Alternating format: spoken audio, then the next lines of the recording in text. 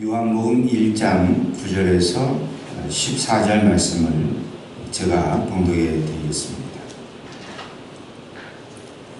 참빛 곧 세상에 와서 각 사람에게 비추는 빛이 있었나니 그가 세상에 계셨으며 세상은 그로 말미암아 지은 바 되었으되 세상이 그를 알지 못하였고 자기 땅에 오매 자기 백성이 영접하지 아니하였으나 영접하는 자 곧 그의 이름을 믿는 자들에게는 하나님의 자녀가 되는 권세를 주셨으니 이는 혈통으로나 육적으로나 사람의 뜻으로 나지 아니하고 오직 하나님께로부터 난 자들이니라.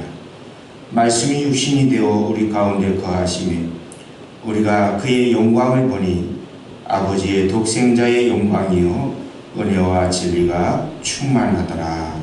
아멘. 출애굽기 24장에서 40장의 말씀을 보면은 하나님께서 이스라엘 백성들 가운데에 장막을 치고 또 이스라엘 가운데에 거하시는 한편의 드라마 같은 그런 장면이 연출되고 있습니다. 이스라엘 백성들이 출애굽해서 이제 가나안으로 들어가는 여정 가운데에 하나님께서 모세에게 장막을 세우라 라고 말씀합니다.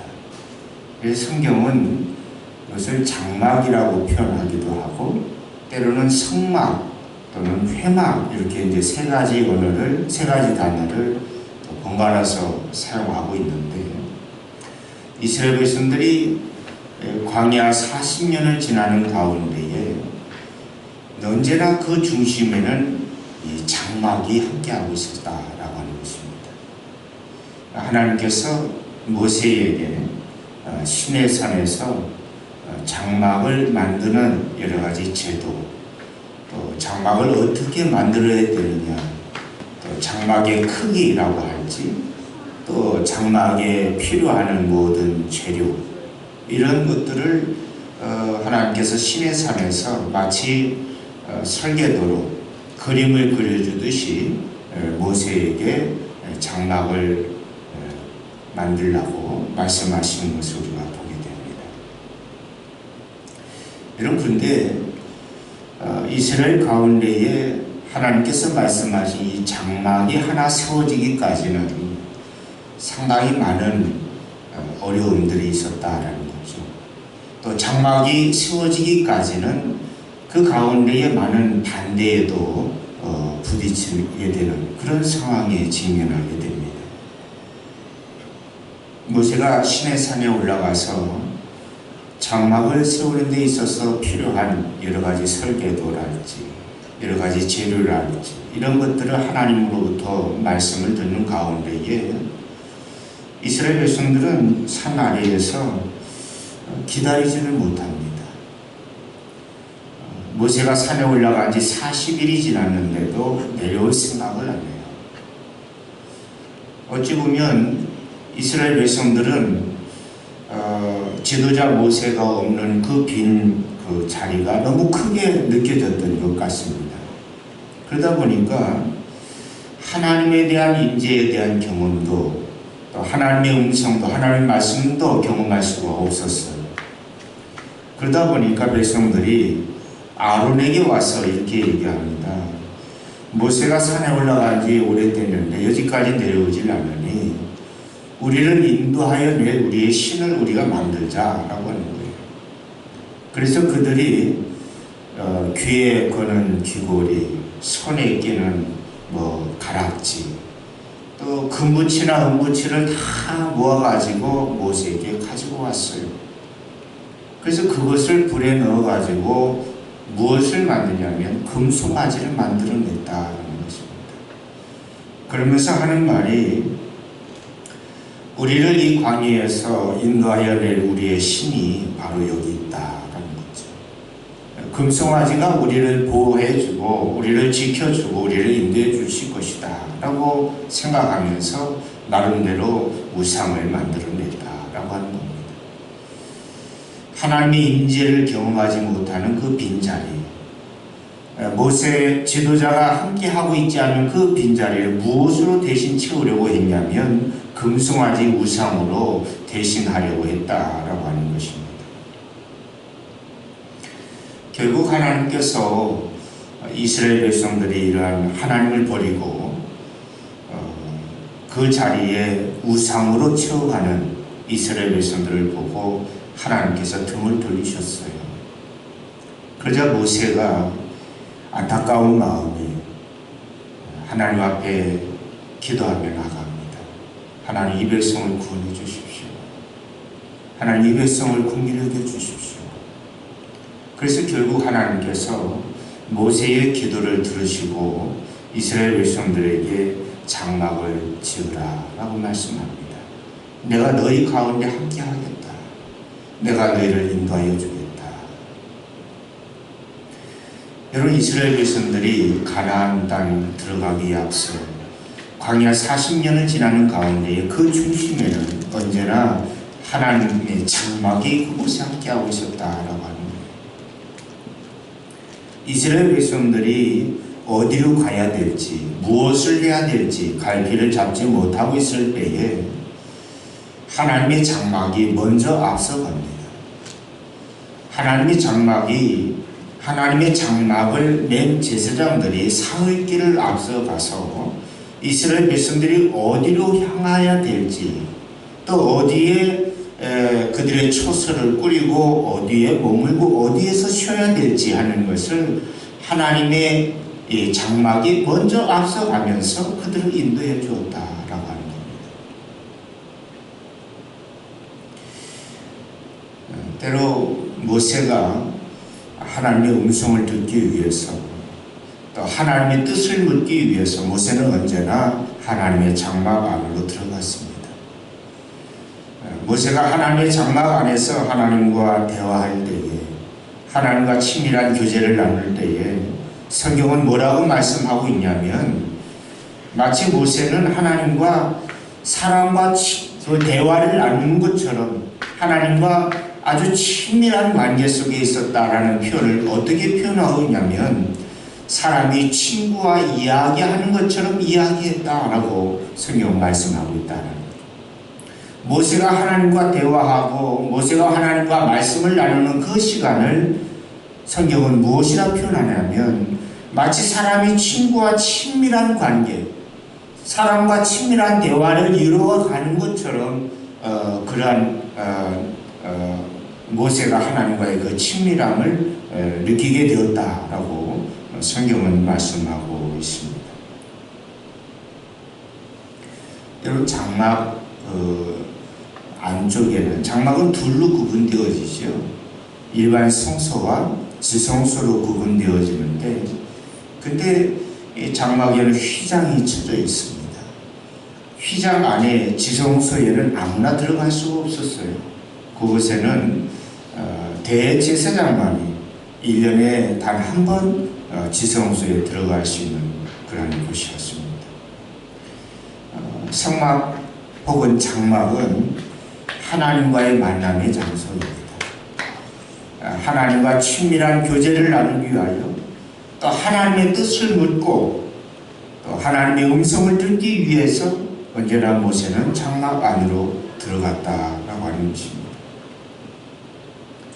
여러분, 오늘 본문 말씀에 보면은 말씀이 육신이 되어 우리 가운데 거하심에, 오늘 말씀 그렇게 말씀하고 있지요.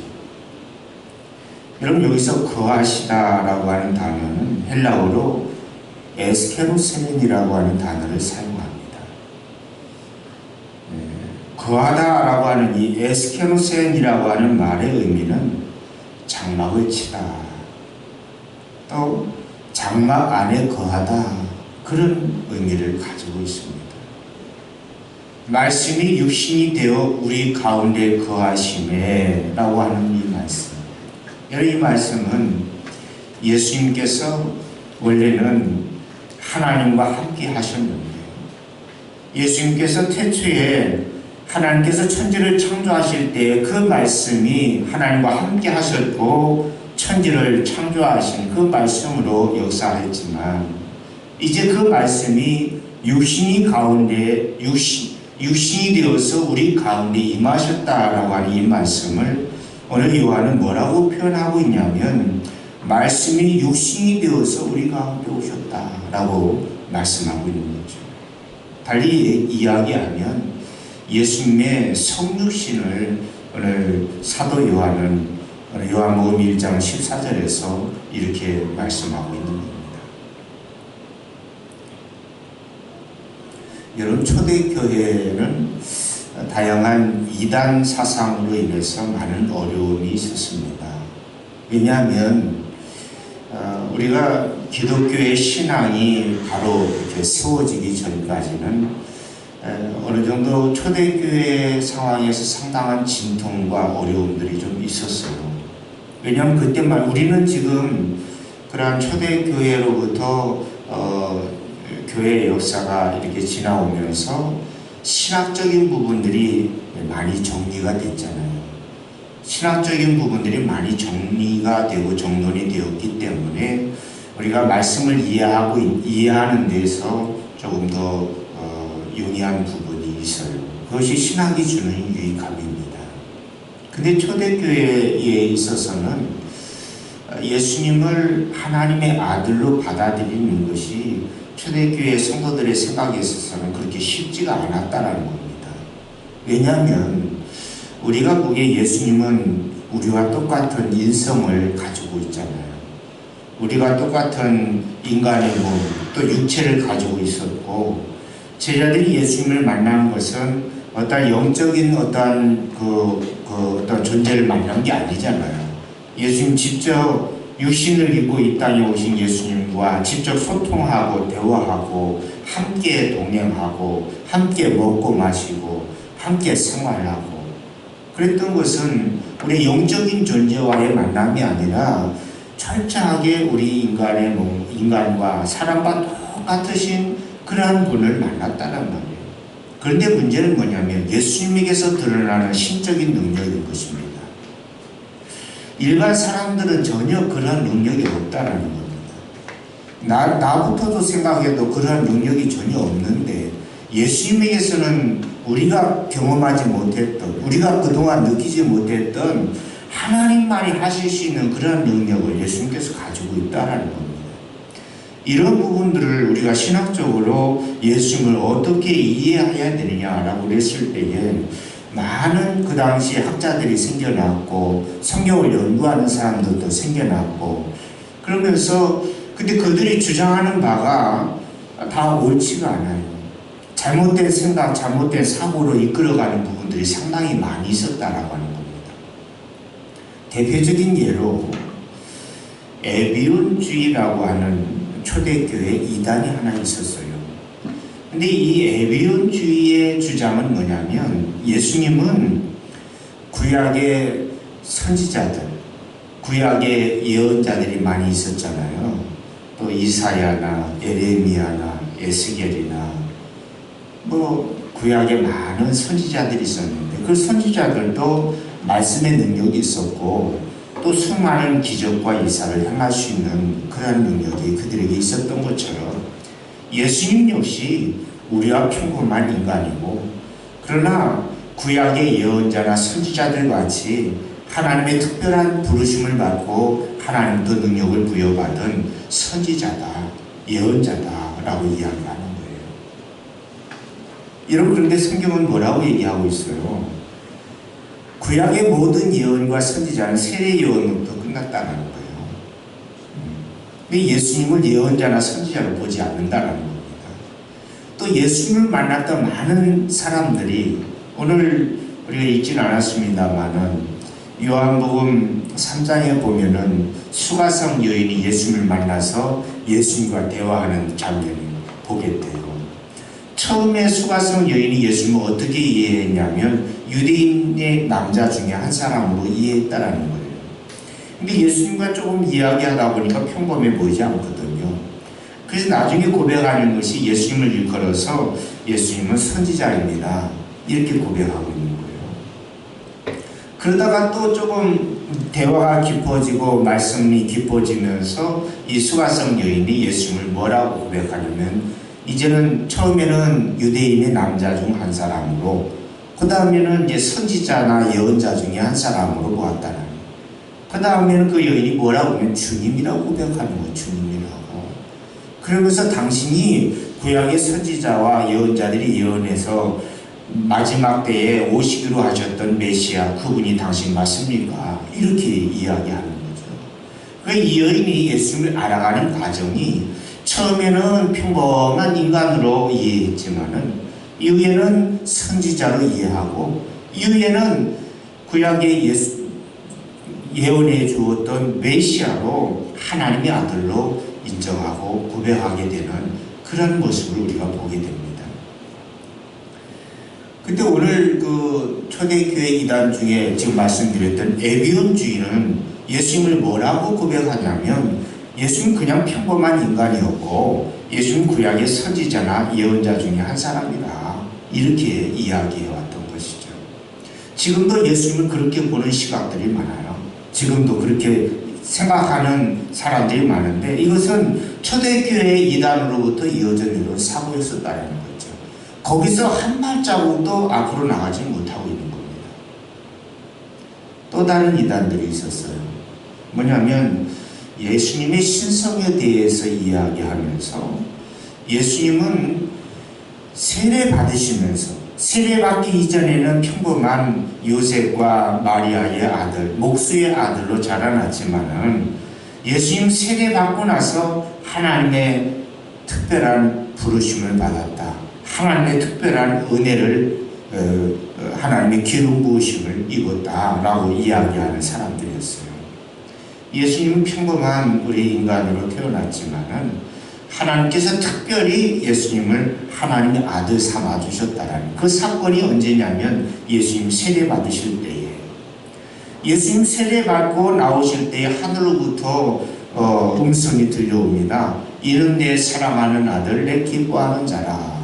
이 말씀을 보면서 사람들이 어떻게 해석했냐면, 예수님은 그냥 평범한 사람의 아들, 목수의 아들로 태어났는데 예수님께서 공생애를 시작하기 전에 세례받고 나오는 그 순간에 하늘로부터 음성이 나오면서 하나님께서 예수님을 하나님의 아들로, 하나님의 양자로 삼아주셨다, 이렇게 해석을 하는 거예요.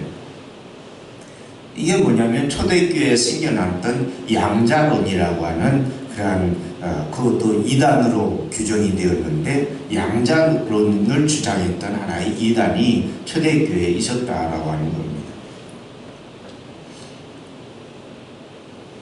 또 하나의 이단이 생겨났는데, 그 이단은 뭐냐면 아리우스라고 하는 사람이 있었어요. 근데 이런 부분들은 그냥 생겨나지 않죠. 성경을 열심히 읽고 성경을 많이 보는 사람들이 궁금점이 생겨나기 시작하는 거죠. 의문이 생겨나기 시작하는 거죠. 그러면서 이 아리우스라고 하는 사람이 어떤 의문을 제기했냐면, 예수님은 신적인 능력은 가지고 있지만, 예수님이 신적인 능력은 가지고 있지만 엄격한 의미에서 말하면 하나님과는 다르다. 하나님과는 차이가 있다는 거죠.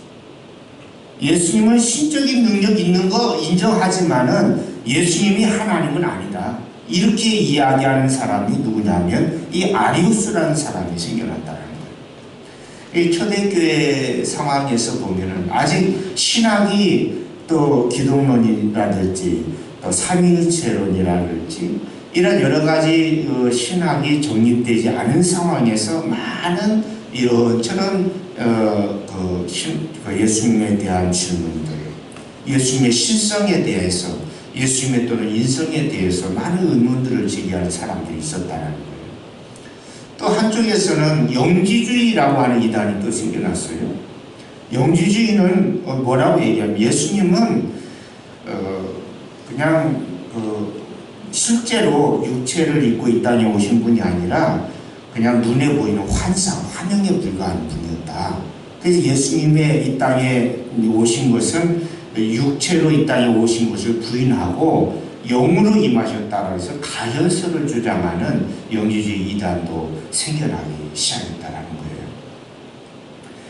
거예요. 이처럼 초대교회 상황에서 여러 가지 예수님에 대한 믿음과 신앙이 흔들리고 많은 어떤 이단 사상들이 나오고 그러다 보니까 로마의 당시 황제가 콘스탄틴 황제가 있었는데 이 콘스탄틴 황제가 325년경에 니케아에서 당시 종교 지도자들을 다 불러 모았습니다. 종교 지도자들을 다 불러 모았는데 이 니케아에서 이 지도자들이 몇 명이 모였냐면 300명 정도의 그 지도자들이 다 모였어요. 어떻게 보면 내노라 하는 신학적인 어떤 지식과 또 성경에 대한 지식과 학문을 다 자랑하는 학자들이 다 모였다고 해도 과언이 아닌 거죠. 그때에 알렉산드리아의 주교로 있었던 이 아타나시우스라고 하는 사람이 있었습니다.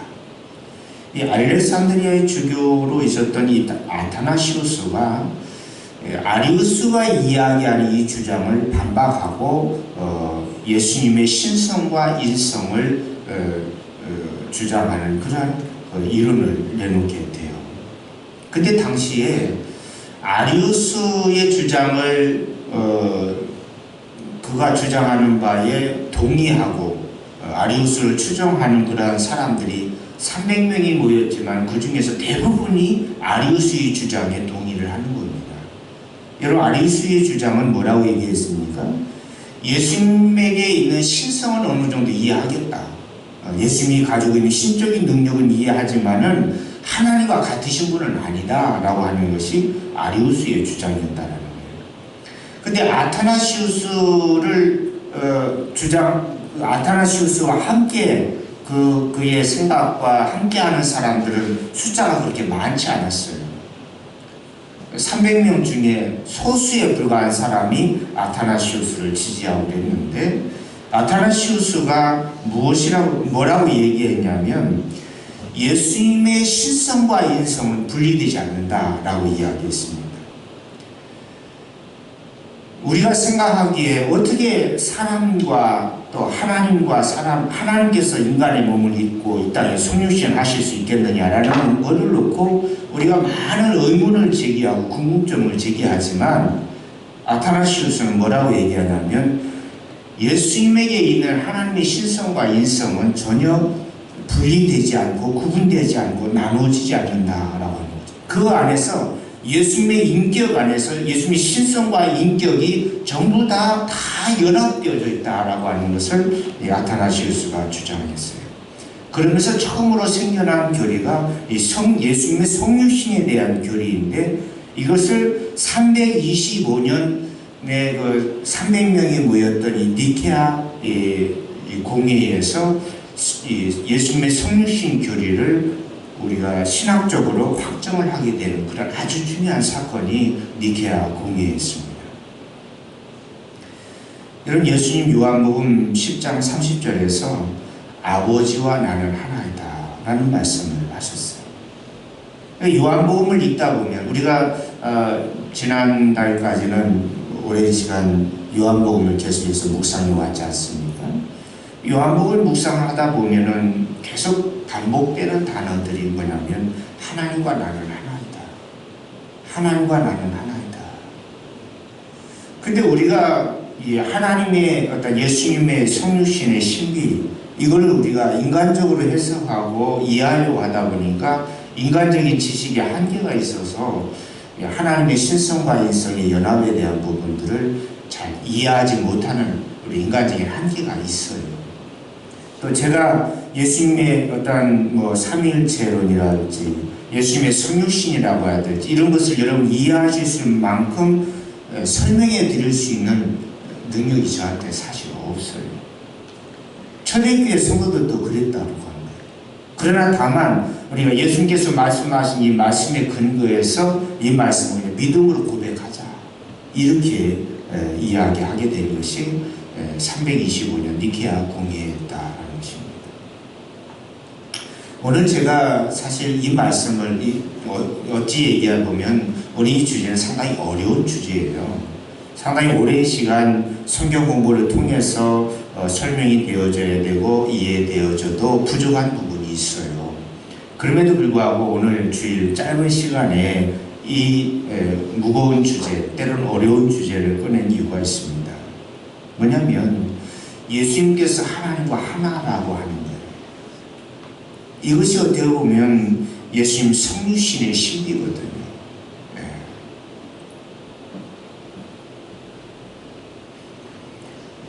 예수님 우리와 동일한 언어를 사용하고 있죠. 예수님 우리와 함께 먹고 자고, 때로 조금 오늘 제가 성도님 오셔서 목사님 오늘 얼굴이 좀 부었습니다 이렇게 얘기를 하셔요. 그래서 좀 오늘 새벽기도를 원래 주일날 월요일부터 토요일까지 새벽기도를 이어가지만 주일 새벽은 안 하거든요. 그러니까 좀 잠을 좀 오래 잤어요. 그래서 좀 얼굴이 좀 부었다라고 제가 그렇게 말씀을 드렸는데, 우리는 피곤하면 자야 되잖아요. 또 육신이 연약하면 또 뭐 일을 많이 하면 허리도 좀 고장나고 또 무릎도 아프고 또 나이가 들면 머리도 좀 숱이 좀 빠지고. 예수님도 마찬가지예요. 우리가 배고프면 예수님도 배가 고프고, 우리가 잠을 못 자서 피곤하면 예수님도 피곤하고, 예수님 우리와 똑같은 우리 인간의 몸을 입고 오셨고 우리의 연약한 인간의 몸을 가지고 계시고 우리와 같은 언어를 사용하고 계셨고, 우리가 느끼는 것, 우리가 생각하는 것, 우리가 사랑하는 것 예수님도 함께 동일하게 그렇게 경험하고 살아가고 있습니다. 그러나 예수님에게 있는 신성과 인성은 결코 분리되지 않고 나누어지지 않는다라고 하는 것입니다. 이런 말씀을 묵상한다라고 하는 것은 우리가 예수님 안에서 하나님과의 연합의 신비를 깨닫는 것이 바로 말씀 묵상이다. 이렇게 저는 말씀드리고 싶어요. 오늘 제가 말씀드리고자 하는 것은 예수님에 대한 성유신의 신비를 여러분들에게 설명하고자 하는 것이 아니라, 다만 예수님께서 하나님과 내가 하나다라고 말씀하시고 있는 것처럼 우리가 하나님 안에서, 예수님 안에서 하나임을 고백할 수 있는 그러한 길이 어디에 있냐면 말씀 묵상 속에 있다는 겁니다. 이런 말씀의 성유신, 말씀이 육신이 되어 우리 가운데 임하셨다라고 말씀하고 있는데, 이 말씀의 성유신은 단순히 예수님에게만 해당하는 것이 아니라 예수님께서 말씀이 육신이 되어 이 땅에 오셔서 우리를 구원해 주시고 우리를 하나님께로 인도해 주셨지만, 이것은 말씀의 성유신이라고 하는 것은 예수님에게만 해당하는 것이 아니에요. 말씀의 성유신은 오늘 우리에게도 적용이 되어야 된다. 우리에게도 말씀의 성유신이, 하나님의 말씀이, 예수님의 말씀이 내 안에 들어와서 나의 이 육체의 서욕을 성령의 서욕으로 바꿔내야 돼. 여러분, 이것이 뭐냐면 말씀의 성유신, 말씀이 우리 가운데 거하신다라는 의미예요. 말씀이 우리 가운데 거하신다.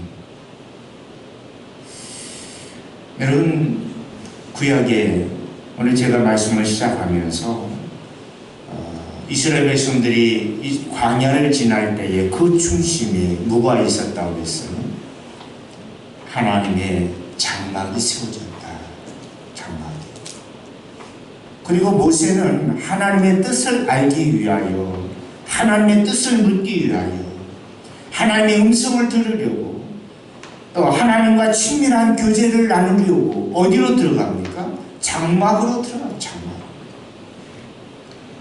하나님께서 이스라엘을 그렇게 인도해 주시는데 그 중심에는 무엇이 있었냐면 장막이 있었다. 하나님의 장막이. 오늘 말씀에서도 말씀이 육신이 되어 우리 가운데 거하신다는, 그 거하신다라는 의미가 뭐냐면 장막을 치다라는 단어를 가지고 있어요. 장막을 치다. 장막을 치고 그 안에 거한다. 예수님께서 저와 여러분 안에 거하시길 원하십니다.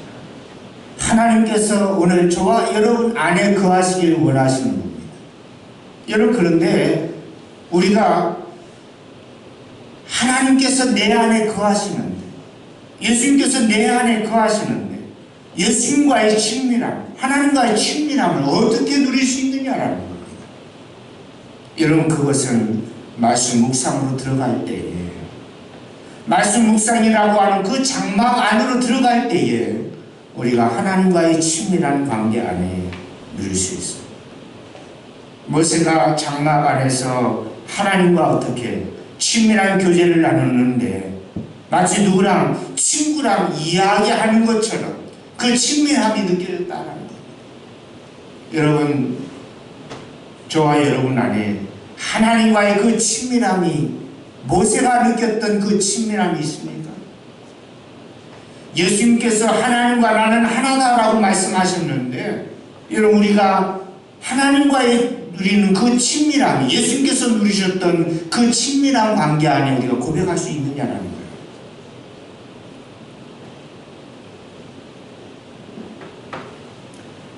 여러분, 저와 여러분 안에 하나님께서는 장막을 치기를 원합니다.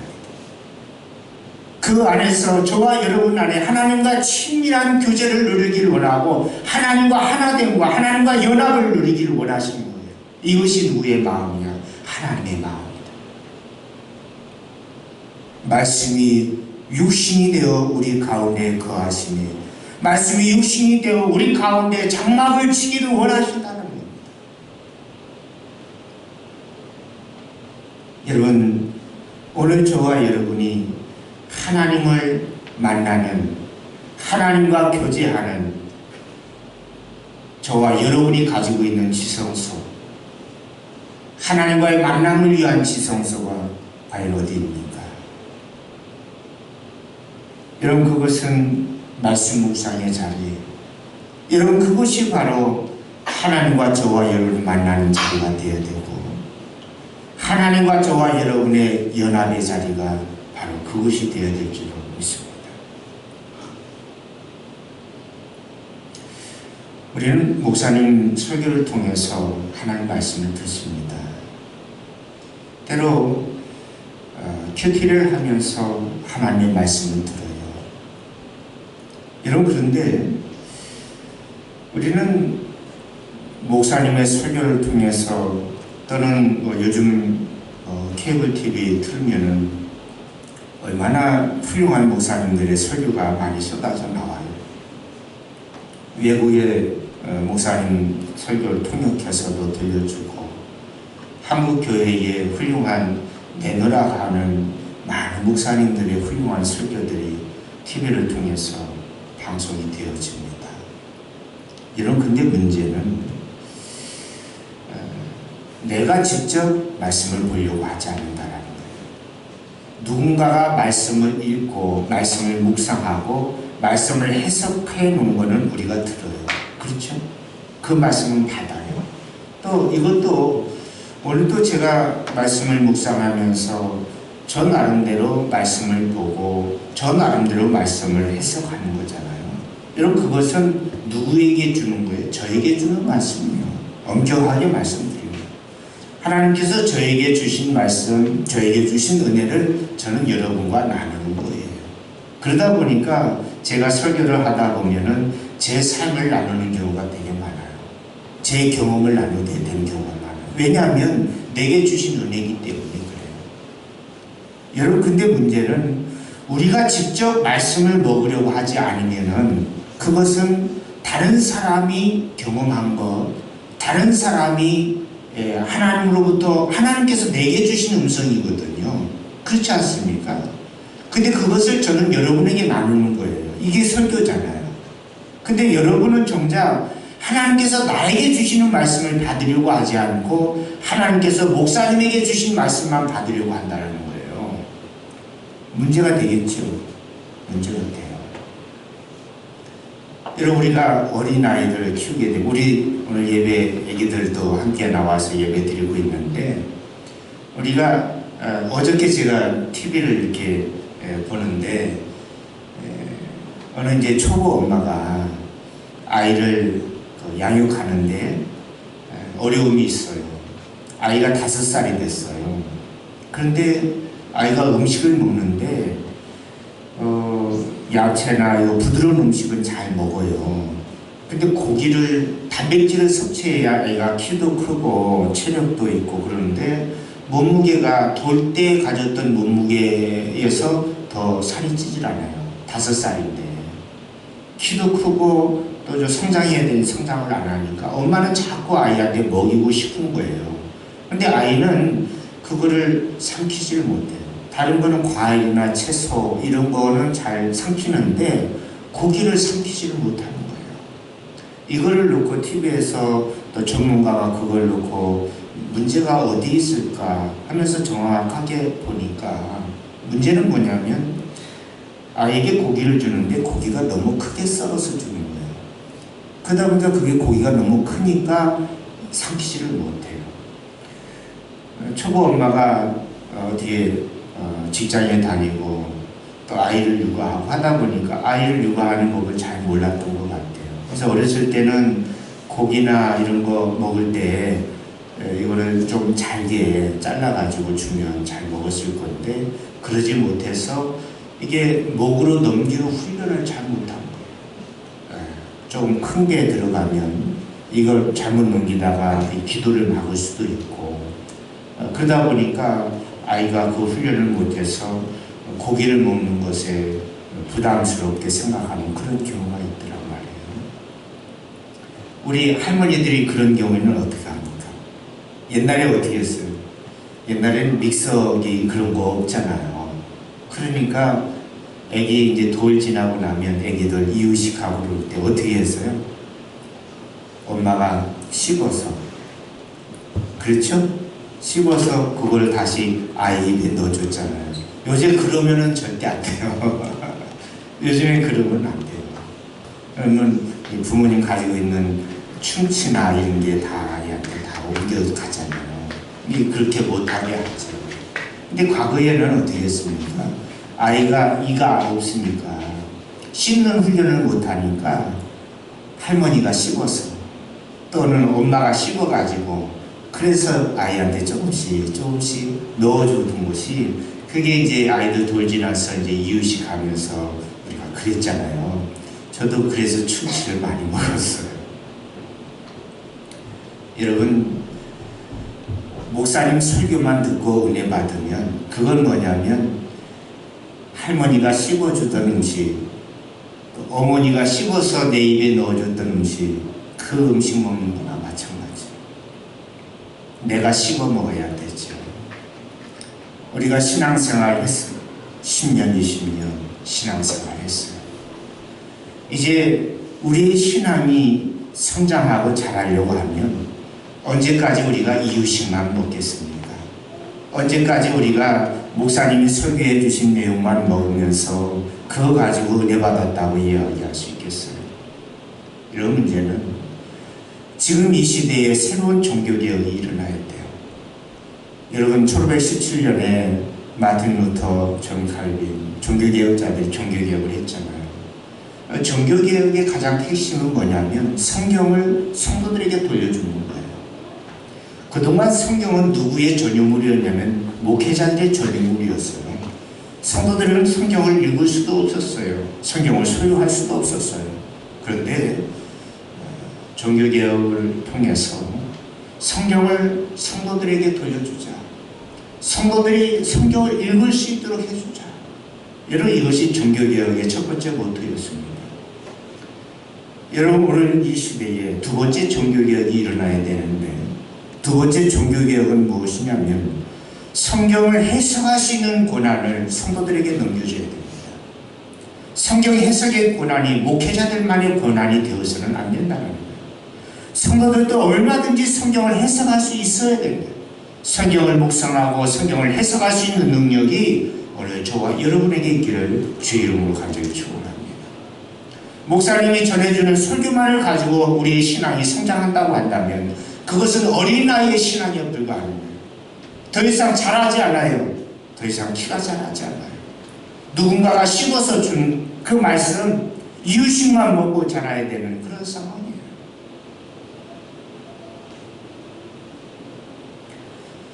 우리가 수많은 설교를 들었어도 수많은 은혜를 받았어도 그것은 내가 직접 씹고 내가 소화시킨 설교가 아니에요. 말씀이 아니에요. 누군가가 씹어서 누군가가 이유식으로 갈아서 그렇게 해서 주어진 음식, 그것에 불과하다라는 겁니다.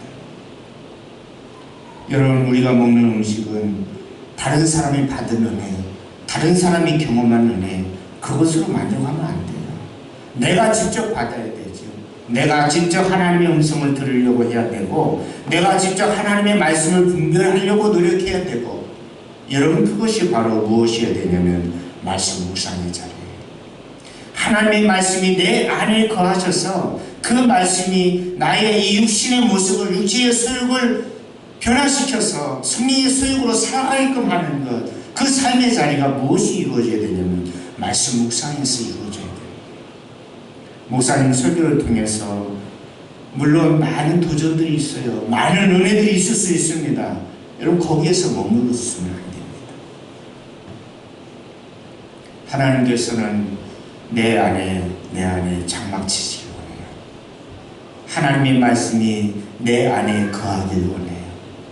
그러면서 하나님께서 나와 교제하길 원하시는데, 모세가 하나님과 어떻게 마치 친구처럼 이야기하는 것과 같았다라는 거죠.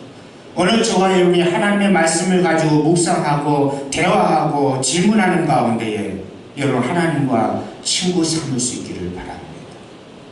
하나님과 친구처럼 친밀한 교제가 말씀 묵상 가운데 이루어질 수 있기를 주님의 이름으로 간절히 축원합니다. 기도하겠습니다.